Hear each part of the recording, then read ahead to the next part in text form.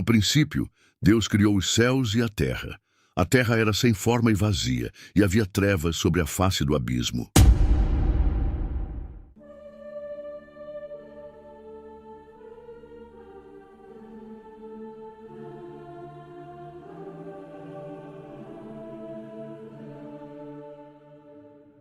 Antes do tempo, o universo era apenas silêncio. Um vazio profundo, onde não havia forma nem vida, apenas a escuridão eterna. Então, de repente, a eternidade foi rasgada por uma voz. A voz do Criador ecoou sobre o nada. Haja luz. E a luz explodiu como um clarão cósmico, rompendo as trevas e inaugurando a história de tudo o que existe. E assim começou a ordem sobre o caos. No primeiro dia, a luz venceu as trevas e nasceu o tempo, o dia e a noite. No segundo dia, os céus se abriram como um manto e as águas foram separadas, revelando a imensidão do firmamento. No terceiro dia, a terra firme se levantou das profundezas e a vida verdejou em cada canto, árvores, frutos e sementes enchendo o mundo de cor. No quarto dia, o céu foi adornado com o sol que governa o dia, a lua que ilumina a noite e incontáveis estrelas acesas como tochas na escuridão. No quinto dia, as águas ganharam movimento e voz, com criaturas marinhas de todas as formas, e os céus foram preenchidos pelo voo das aves que cortavam o vento. E no sexto dia, cada animal caminhou sobre a terra. E então, no clímax da criação, Deus formou o ser humano à sua imagem. Com suas próprias mãos, moldou o homem do pó, e com seu sopro lhe deu vida. A criação agora tinha rosto, tinha voz, tinha coração. E o Senhor preparou para o homem um jardim, o Éden. Rios cristalinos o regavam, árvores frutíferas enchiam a terra de vida, e no centro estava a árvore da vida. Mas o homem estava só. Então Deus o fez adormecer em profundo sono, e de uma de suas costelas formou a mulher. Não do pó, mas da própria essência do homem, para estar ao seu lado. E quando Adão a viu, declarou: "Esta é osso dos meus ossos e carne da minha carne." Assim, homem e mulher receberam o Éden como herança, vivendo diante do Criador em perfeita harmonia. A criação, enfim, refletia a glória de Deus em plenitude. E no sétimo dia, Deus descansou, não por cansaço, mas porque tudo estava consumado. O universo respirava ordem, o céu, a terra, os mares, a vida, o homem e a mulher, tudo celebrava a perfeição do Criador. E esta é a revelação maior. No princípio estava o Verbo, e o Verbo estava com Deus, e o Verbo era Deus. Todas as coisas foram feitas por Ele, e sem Ele, nada do que foi feito se fez. Mas em meio à perfeição, uma sombra já se movia. O inimigo observava o jardim, aguardando a hora de corromper a obra-prima do Criador.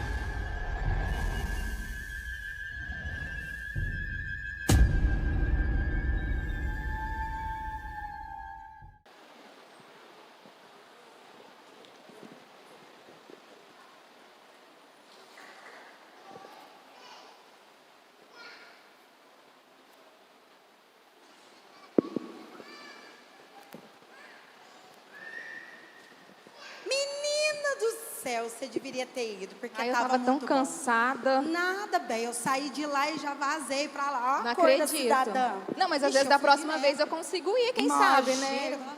Lá. E aí, pastor? Oi, pastor, tudo bom? Oi, tudo bem, bem vocês? Também? Tá só na leitura hoje? Sim, estou lendo este livro sagrado. Ei, está lendo a Bíblia. Esse livro é muito chato. A gente lê, não entende nada. Não tem um livrinho miozinho para ler, não? Então, a Bíblia, ela não é apenas um livro. É a boca de Deus falando. E ela não é simplesmente para ser lida, mas para ser refletida. Pastor, me conta essa história, a história de Jesus. Você interessou? É claro, é a história de Jesus. Você não está interessada? Não, isso daí não é pra mim, não. Fui. Pastor, deixa ela, me conta. Então, Elô, nós vemos que os dias de hoje é muito difícil. E nós entendemos que a palavra de Deus, ela tem sido muito rejeitada. Mas, apesar, né, da sua obediência aos seus pais, Jesus, ele sabia de um propósito. Em uma de suas viagens, Elô, Maria e José, eles se desesperaram, pois perceberam que Jesus, ele não estava ali com eles. Sem pensar duas vezes, eles voltaram para procurar. Encontraram ele no templo pregando.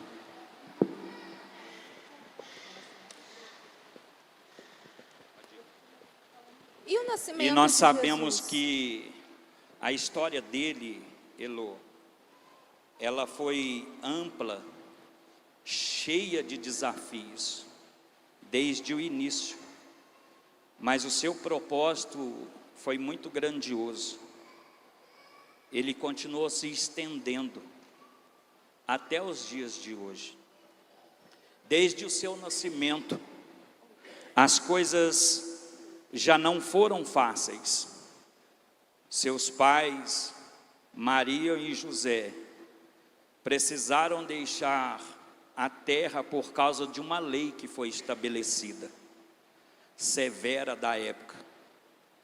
E o império, ele havia ordenado que todos os meninos homens daquela época, que haviam nascido, deveriam ser mortos, pois já se falava que a chegada do Messias, o prometido, era chegado. Pastor, mas como foi assim especificamente o nascimento de Jesus? Aonde que ele nasceu? José, Elô, Jesus, ele passou por um processo muito humilde. José levou Maria, que já se sentia em dores do parto, até uma hospedaria, procurando lugar para eles ficarem, mas já não havia mais vaga. Mas de muita insistência, nós vemos que José, um homem, ofereceu a ele um espaço simples, em um estábulo. E ali foi onde Jesus nasceu. O seu primeiro berço foi uma manjedoura. Meu Deus.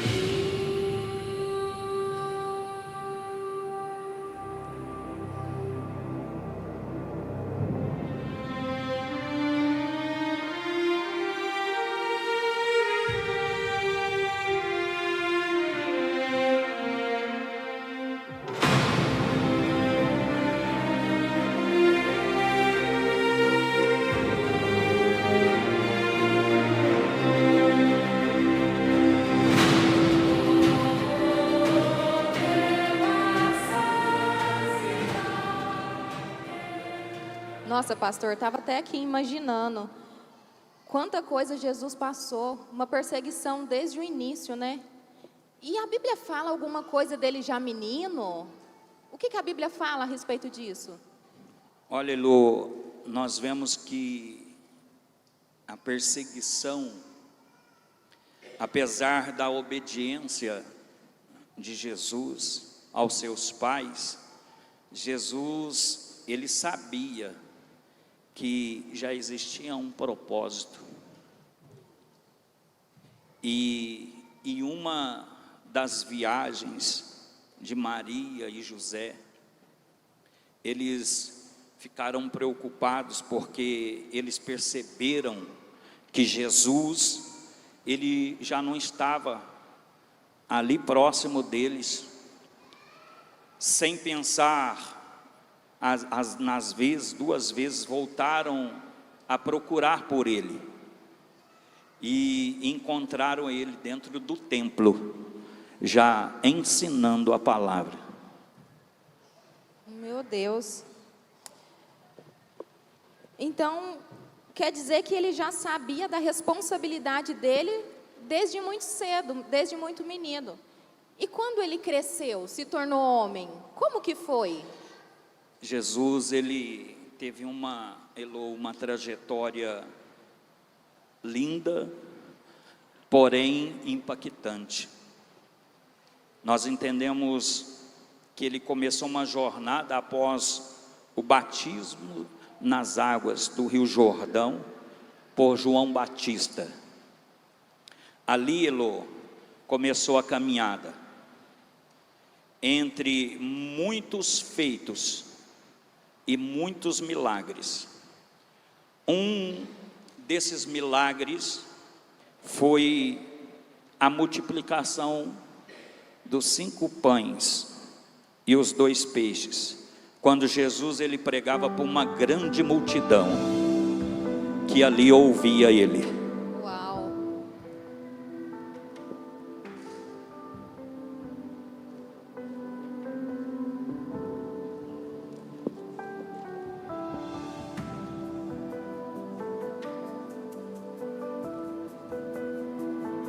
Também, Elô, houve um outro milagre da mulher do fluxo de sangue, que por anos sofreu uma hemorragia que nenhum médico conseguia curar, mas Jesus chegou.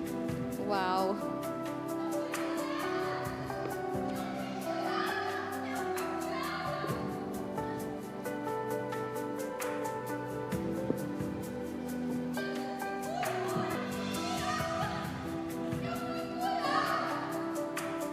E aí Elô também passou por um Jesus, ele viu um grande movimento, aonde estavam muitas pessoas, homens, com pedras na mão, e Jesus se aproximou daquele lugar,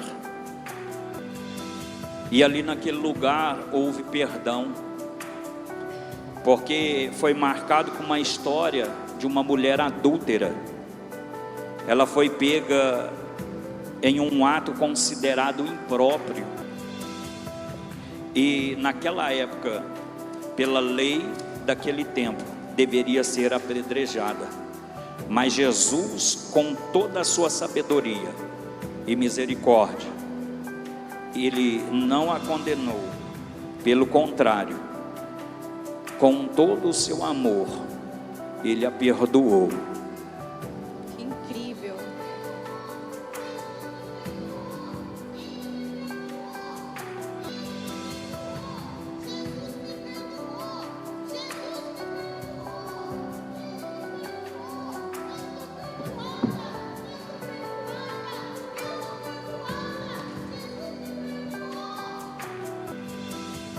Meu Deus, quantas coisas Jesus realizou, né? E também quanta dor também que ele passou, né? Mas pastor, me fala, de todas essas situações, qual que foi a mais terrível? Então, Elô, de toda a sua trajetória, houve uma grande traição. E Jesus, ele foi açoitado e foi levado à crucificação.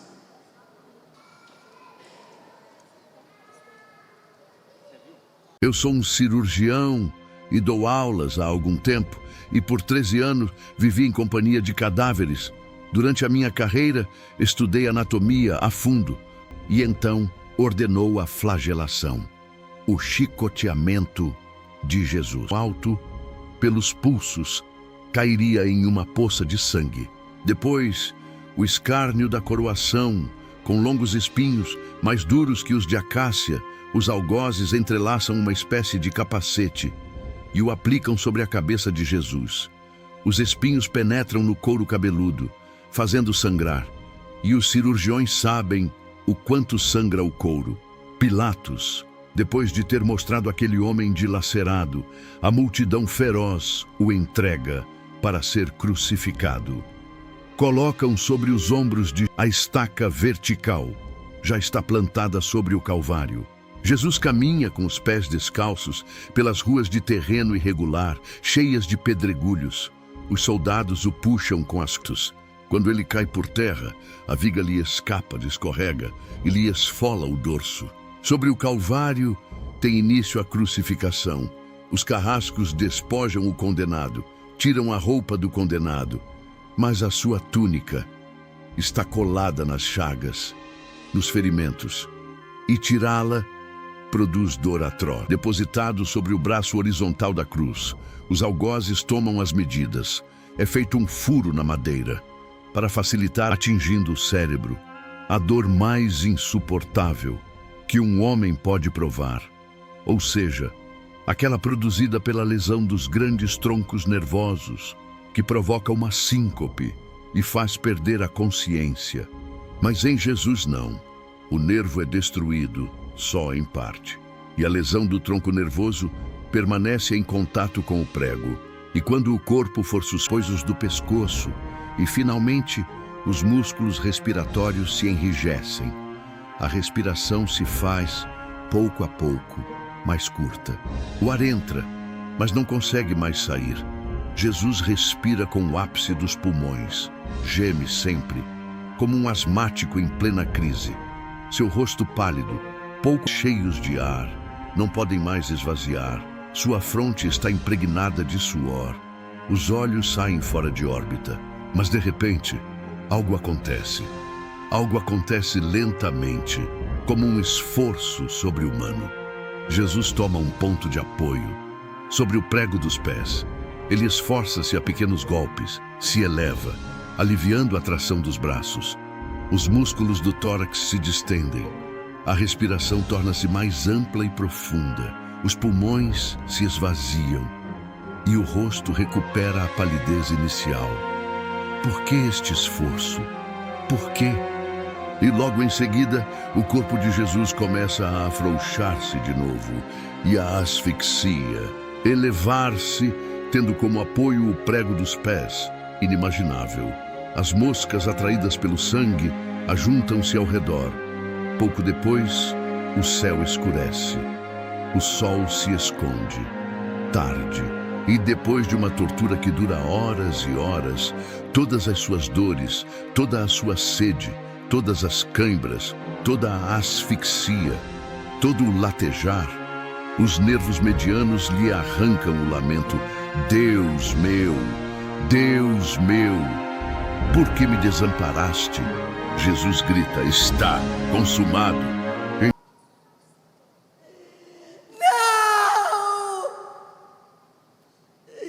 Não é possível que eu fiz isso com ele. Quanta dor, quanto sofrimento. O que eu fiz com ele? O que eu fiz com ele? Por que sofrer desse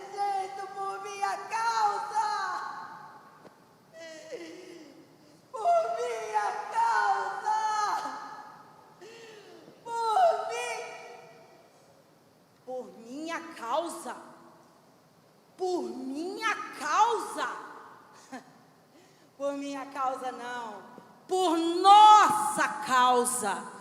Todos vocês têm culpa nisso.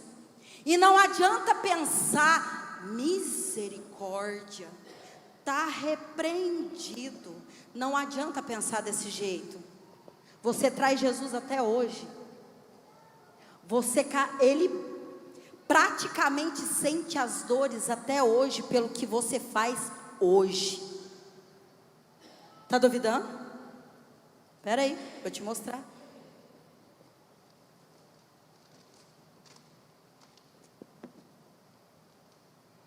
Vou começar por esse. A vaidade. Tem muita gente que troca Jesus pela vaidade. Não estou dizendo de cabelo e unha, não. Eu estou dizendo por outros fatores. O Senhor te criou tão perfeito. Você consegue andar, você consegue respirar, você consegue ouvir, você consegue fazer tantas coisas, mas você troca Jesus pela vaidade. Vou melhorar ali, vou melhorar aqui, mas você nunca tira um tempo para dobrar o joelho no chão e conversar com Deus, porque orar é chato. É chato, né?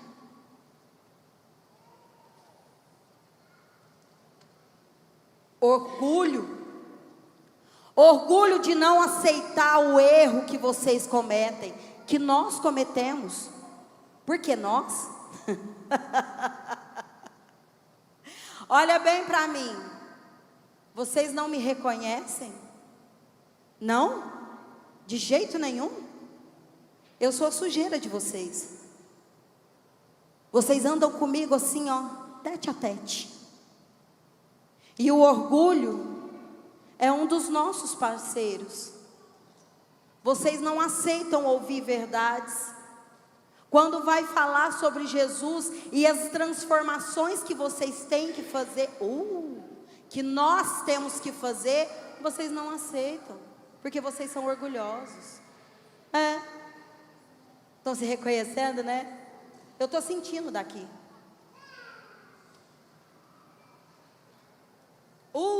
Essa daqui é minha irmã. Aliás, é nossa irmã. A inveja. Estão reconhecendo? A inveja do cabelo da irmã, da camisa do irmão, do serviço de um, do carro de outro, do jeito de rir, do jeito de falar. Inveja. É nossa irmã. Esse daqui é um dos nossos primos. O vício. Quantos aqui escondem no oculto o vício por jogo, o vício pela bebida, pelo cigarro, pela pornografia que não sai do seu telefone? Eu sei, viu? Afinal de contas, eu estou ligada com vocês. Eu sei o que vocês fazem durante a madrugada. Eu sei o que vocês pensam. Eu sei como fica o coração de vocês quando ele é ativado. O vício. Afinal de contas, andamos juntos. Essa daqui é a mais divertida. A fofoca. Como ela é engraçada, né? Como é bom falar da vida alheia ao invés de olhar para a nossa própria vida. Tá vendo como é que vocês tá vendo como é que nós trocamos Jesus pelos nossos erros, pelas nossas falhas diárias? Vocês conseguem sentir isso? Vocês conseguem enxergar isso? Se cada um de vocês parasse de fofocar da vida alheia e falasse de Jesus para um vizinho, para um amigo, fosse no hospital fazer uma visita para alguém, orar por alguém, talvez não seria tão casual, não é mesmo? Lembrando que nós estamos tete a tete, juntinhos, todos nós. A ira. Quanta raiva nós passamos durante o trânsito. Quantas descoisas nós citamos no dia ou pensamos. Nos irritamos por tantas coisas, sendo que Deus é a calmaria. Ao invés de orar e pedir para Deus trazer sobre nós o que Ele tem, preferimos irritar, xingar. Não é verdade? Eu sei que é. Eu estou sentindo vocês daqui. A mentira. Tem muitos de vocês que acham que a mentira é uma coisa banal. Uma mentirinha aqui não dá nada não. Deus está vendo. E a palavra de Deus diz que o pai da mentira não é Ele. Vocês sabiam disso? Alguém aqui sabia que o pai da mentira não é Jesus? Não é Deus? E toda mentira que você fala, você se torna filho daquele que não é Ele? E vocês não imaginam o tanto que Ele gosta quando vocês mentem. Vocês não têm noção o tanto que Ele fica feliz. Mas esse daqui é o ponto que Ele mais adora. Por quê? Porque Ele pega as famílias. E qual que é? O adultério. Ele é mestre em destruir famílias, colocando desânimo no meio dos casais, colocando desavença no meio dos casais, colocando uns contra os outros, fazendo o interesse ser completamente destruído, naquilo que era para se tornar na lei de Deus. E aí acontece o adultério. E interessante, deixa eu falar uma coisa para vocês. O interessante é que o adultério não começa no ato, começa antes. É num olhar, é num sorriso. Sabe aquele interesse gostoso? Pois é. E diante de tudo isso, Jesus carregou todos os nossos pecados na cruz. Ele levou todas aquelas feridas por mim e por você. E não foi só Judas que trocou ele por 30 moedas de prata. Você troca ele pela internet. Você troca ele pelo cigarro. Você troca ele por um nada a ver. Você troca ele por um tanto faz. Ele não merecia. Vocês e eu não aguentaria uma chicotada que ele levou. Vocês e eu não aguentaria ser arrancado um pedaço da carne em meio à costela, como foi mostrado aqui. Vocês não suportariam. E vocês vendem Jesus por 30 moedas de prata. Vocês negam Jesus. Todas as vezes que Ele chama para transformação, todas as vezes que Ele fala que você precisa de algo a mais, que Ele quer fazer algo a mais na vida de vocês, vocês simplesmente acham chato. É chato orar. É chato ler a Bíblia, eu não entendo nada. É chato. Todas as coisas de Deus são chatas. Mas lá fora é um banquete. E vocês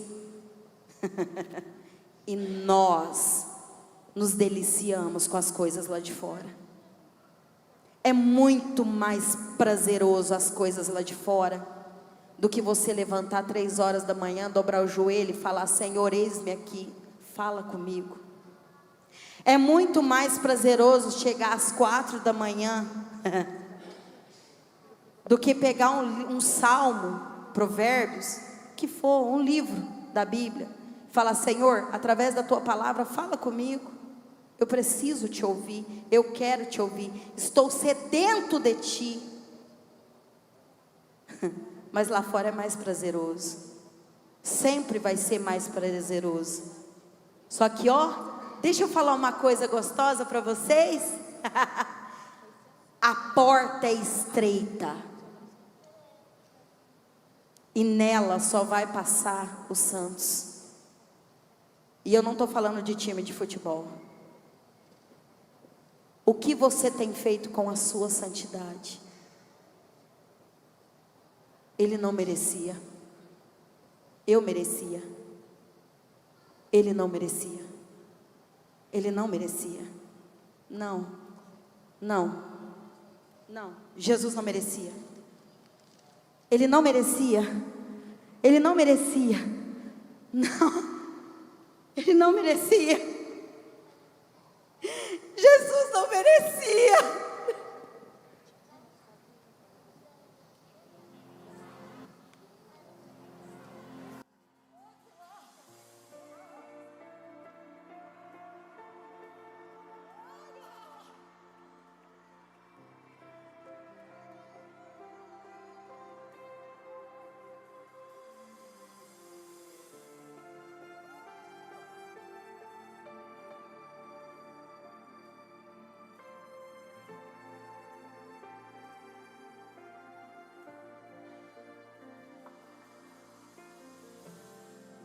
Que o mundo parou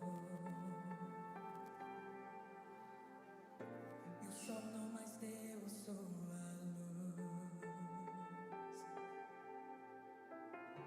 a terra se estremeceu, morria o Filho de Deus. A cruz que outrora era vergonha foi instrumento de restauração para quem estava ferido. O véu que separava foi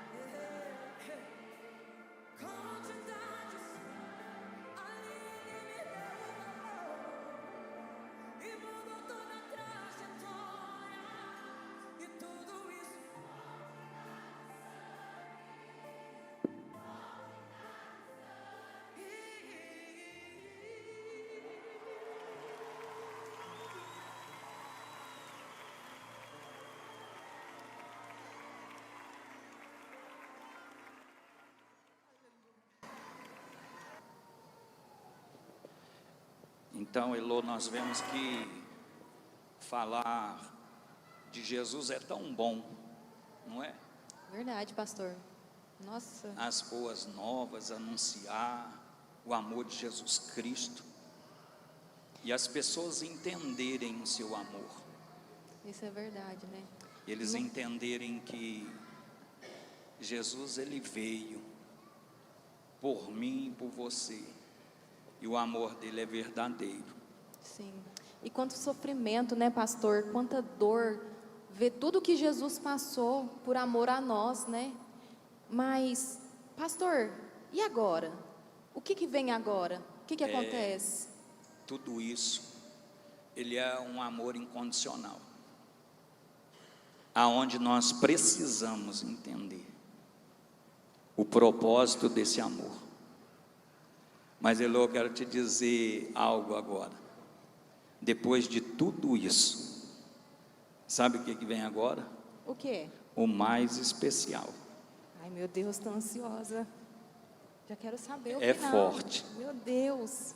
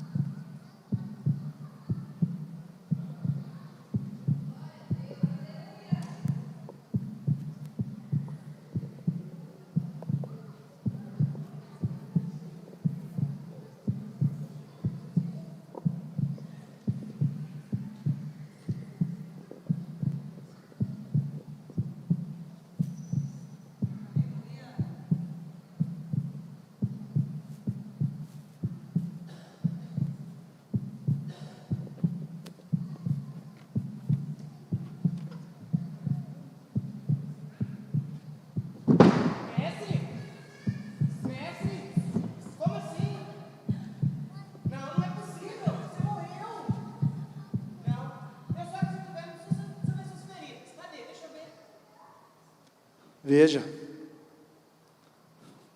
toque e veja que sou eu. Gente, é o mestre.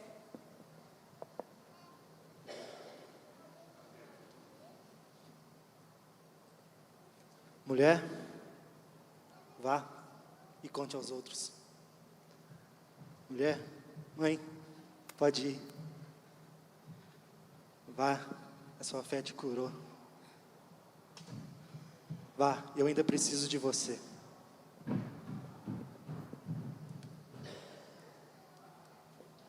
Ele não teve culpa. Ele não teve culpa. A culpa era minha. A culpa era sua. Ele não teve culpa. Ele não teve culpa. Filha,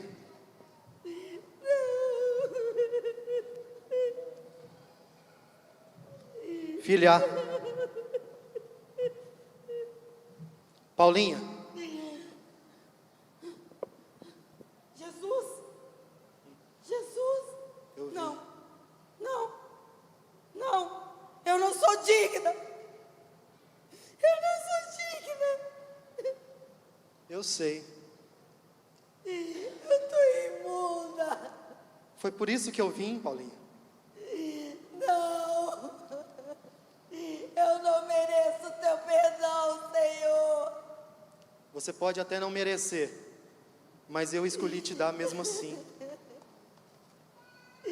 Não. Foi por você que eu vim, Paulinha. Não. Foi pelos seus irmãos, foi pelos seus parentes, foi pela minha igreja que eu vim, Paulinha. E eu não vou voltar. Não. Até que tudo seja cumprido. Vem. Não, Vamos. Senhor. Não, Senhor. Vamos. Eu vou te limpar. Eu vou sarar suas feridas. Eu vou te purificar. Eu vou renovar suas forças. Vamos. Eu não mereço, Senhor. Eu não mereço. Eu tenho algo preparado para você. Vem. Acalma o seu coração. Aquieta. Eu não mereço, Senhor. Eu estou muito suja, Senhor. A partir de hoje, você é uma nova criatura. Foi por amor de você que eu morri. Mas foi por amar a cada um dos seus irmãos da minha igreja que eu ressuscitei. E é por isso que sujeira nenhuma, nenhum impedimento, nenhuma amarra, nenhum pecado que um dia te cobriu tem poder. Eu te lavo com o meu sangue. As suas feridas, as suas dores, eu levei sobre mim. E hoje, você pode viver uma vida nova, viver em novidade de vida. Eu te chamei, eu te escolhi, eu te separei e te coloco de pé, para que você vá ter muitos frutos, até que todos os meus filhos sejam salvos. Vá e pregue.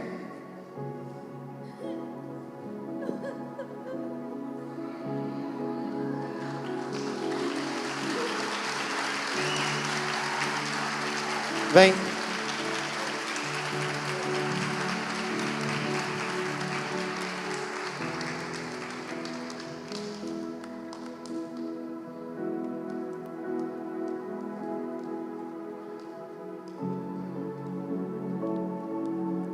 Tudo bem, meus filhos?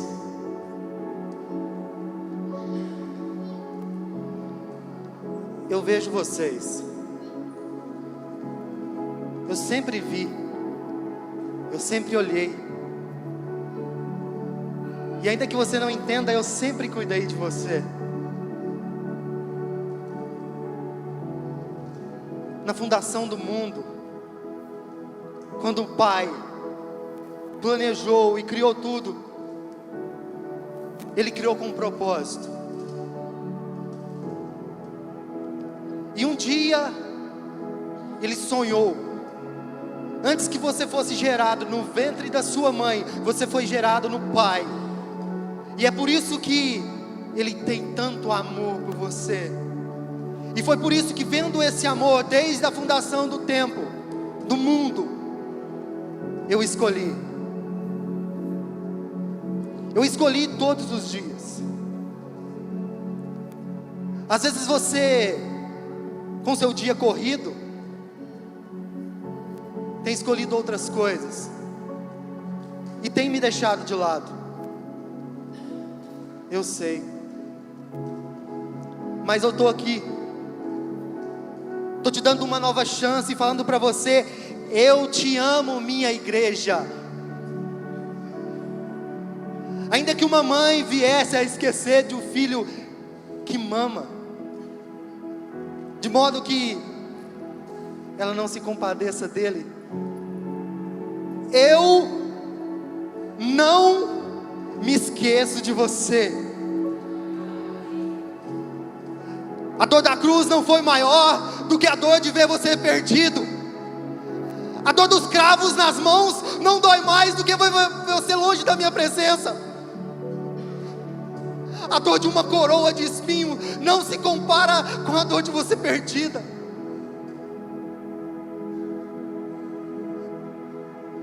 A dor das chicotadas não é maior do que ver você caído.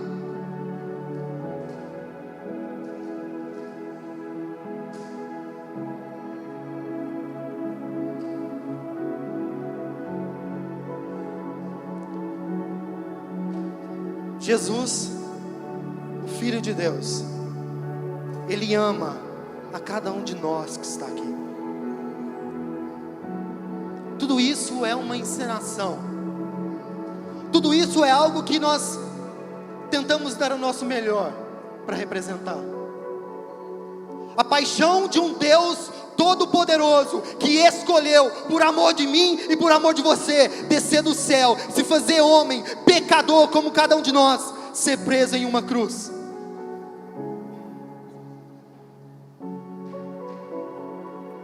A paixão de Jesus começou no dia que Ele escolheu descer, padecer por nossos pecados.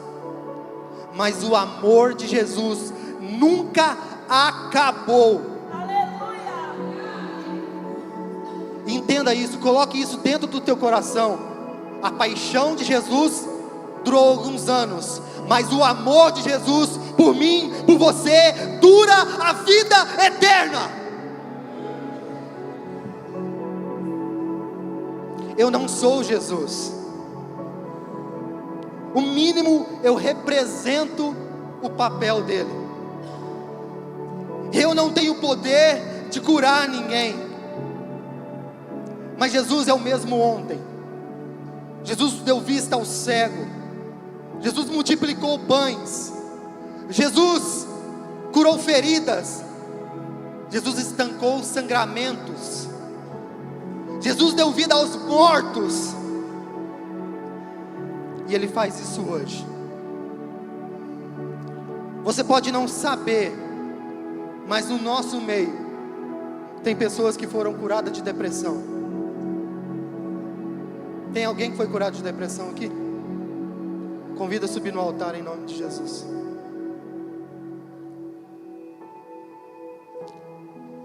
Tem pessoas aqui que foram curadas de um câncer e não tinha expectativa de vida, mas o Senhor curou você. Alguém foi curado do câncer? Sobe no altar em nome de Jesus.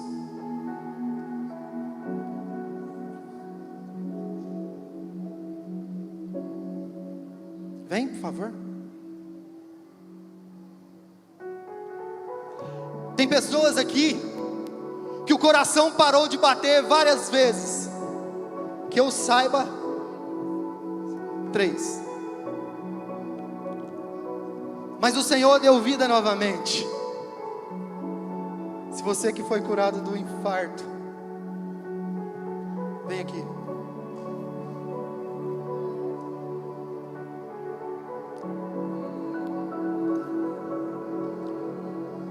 Tem pessoas aqui que o médico deu 6 meses de vida.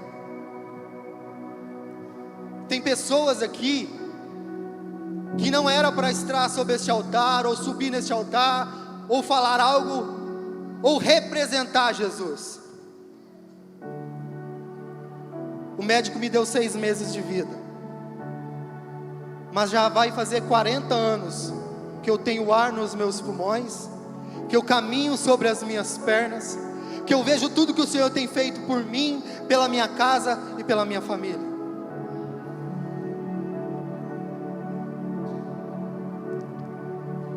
Creia que o Senhor ainda pode fazer infinitamente mais além daquilo que você pensa ou daquilo que você pede. Você que tem alguém da sua família que necessita de um milagre, eu convido você a ficar de pé. Você que tem alguém na sua casa que precisa de uma cura de uma enfermidade que os médicos dão um tempo que não vai ser curado, mas eu quero declarar sobre essa vida, ela vai receber a cura no nome de Jesus. Se coloque de pé. Se você que está aqui teve uma palavra decretada sobre você, que você não ia viver uma vida boa, plena e santa, eu convido você a se colocar de pé.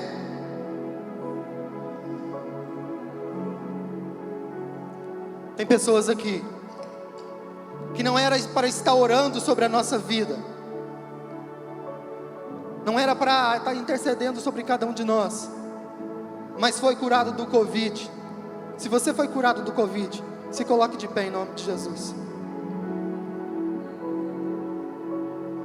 Tem pessoas aqui que tem o coração ou o peito mais fundo,